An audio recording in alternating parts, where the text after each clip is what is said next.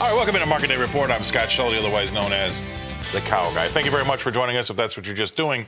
And if well, I guess we've only just started, so it doesn't really matter, does it? Why don't we take a look at what matters, and that's going to be these prices overnight and see where we're going to be, what our jumping off point is, they say, right? Let's take a look at corn. Overnight, we've got about 1 to 2 cent loss really across the board, 2.5 cents lower in Dees. That goes off the board here soon. 665 and a quarter is last. March is down 1.5 cents to 668 and a half. Let's see what the beans have got in store for us here today over the weekend. Jan down 3/4 cent in a quiet trade, 14.27 and a half is last. March down 2 1/4 cents to 14.31 even. Moving right along, he says, as the cow might say. 9 3/4 cents lower in wheat in Chicago. That's Dees.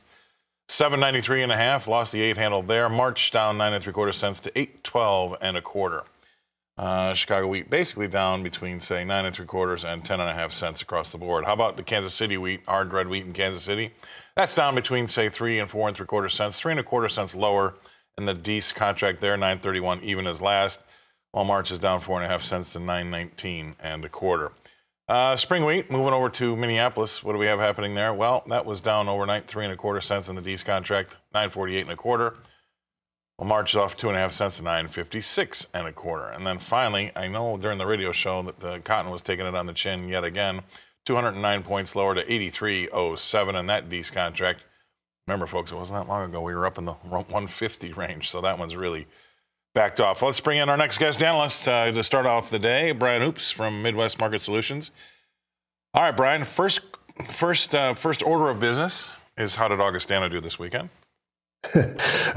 Season's over. We're out of the playoffs, and so staying home now, not traveling quite so much. But thank you for asking, Scott. So did they make the playoffs, or I mean, is that how does it work at that level? I don't even know. Yeah, there is playoffs, but they missed them this year. Made it the last 2 years, missed it this year. They have a playoff system, unlike right. FSS. Yeah, so it's more like the second level Division I, where they do have a 32 round team playoff system, or 16. I'm not sure how many make it. Actually. Yeah, we have. Where I grew up, just outside of Chicago, we had a really good team, North Central College. And that was my hometown college. I didn't go there, but I think they're ranked #1 in Division III right now. So anyway. There you go. How about the order of the day? Let's talk of these markets. Not much going on, though. No, it's probably going to be fairly quiet, Scott, because of Thanksgiving this week. We have a regular trading session from today through Wednesday, normal close on Wednesday, then no trade Wednesday night or Thursday. Friday morning, it's a very abbreviated session. So most of the volume is going to come in the next couple days. There's option expiration for the December contracts on Friday.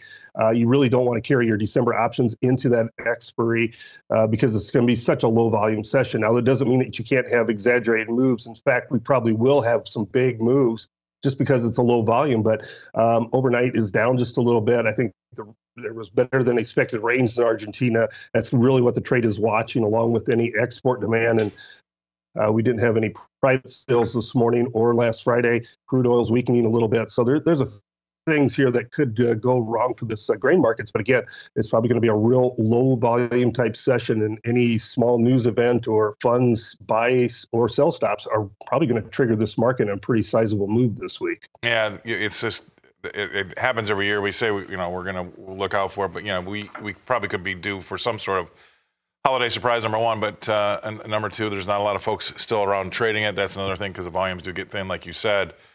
And we still have some geopolitical risk that it really hasn't gone away, right? Yeah, you certainly still have that. And in fact, over the weekend, ICAR, which is a government agency out of Russia, increased the size of the Russian export forecast. And whether that's grain that they raised or just kind of commandeered from the Ukraine, some countries it doesn't matter to, like Egypt. They're buying for food to feed their people. They're trying to buy it as cheap as absolutely possible. And it appears that Russia's going to continue to export their product as cheaply as possible, and they're going to undercut the U.S.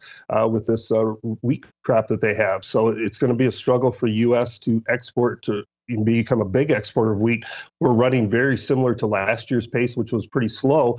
So we may try and find some support in this 780, 790 range in Chicago wheat.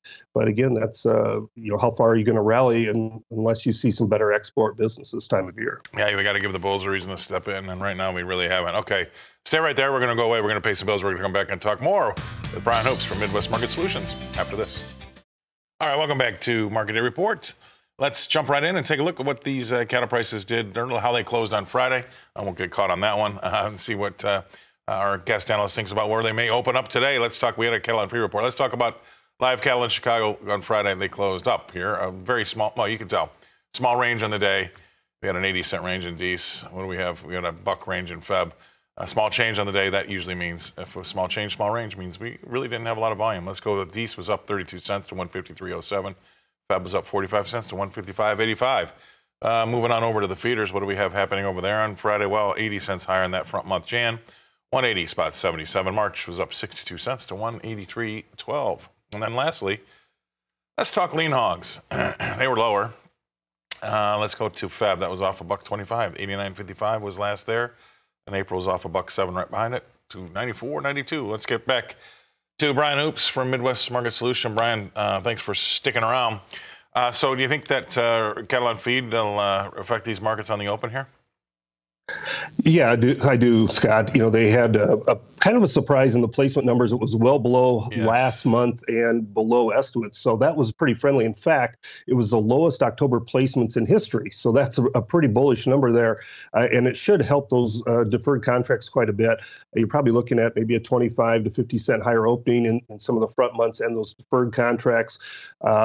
We also had a pretty big slaughter pace last week, 674,000 head, I believe. The previous week was 671,000. So even above what we kind of seen a week ago. And I think anytime you get above 650, 660,000 head, that's a pretty good sign. So we'll definitely slow down this week because of Thanksgiving, but the Packers, I think, are really looking for cattle in the next several weeks. And the fact that these placement numbers are coming down from last year, it tells us that they're going to be kept pulling cattle ahead through the winter months and into the spring time frame. I can find anything to worry about. I'll put on my tinfoil cap here for a second, but with what's been happening with our economy and then the world economies and this chatter about a global recession, you can argue whether the fact we're in one here or not. Do you see a time where maybe there is a good story from some, because of the tightness in some of our things, just cattle being one of them, where we have an issue where things are tight, but the customers don't have any money, and so they don't react like everybody is getting bulled up thinking we're going to see these decent rallies? I mean, what's the price of a gallon of gas if the customer's got no cash, Yeah, that's always the question, and that's what you have to be fearful of if you're a producer going into the spring time frame. Is do we rally capital enough to price ourselves out of the market where we just can't export the product, or we don't have enough consumer demand for the product? I don't know that we're quite there yet. The box movement has been real good. We're still at this price level anyway, still stimulating enough demand to say that we're selling boxes of cattle and seeing good demand for the cash, but at some point that consumer will start to back away from prices. So, put call strategies are kind of been in vogue here for the last 6 months, and I think they will continue to be on strong rallies to raise those protection levels with buying puts, selling calls. That's good stuff. I say to everybody, watch that unemployment market. That's going to be our next big key. So I appreciate you being on. Brian Hoops, Midwest Market Solutions. Thanks for being on. I'm going to bring it back here to Nashville so I can say good morning to Miss Janet.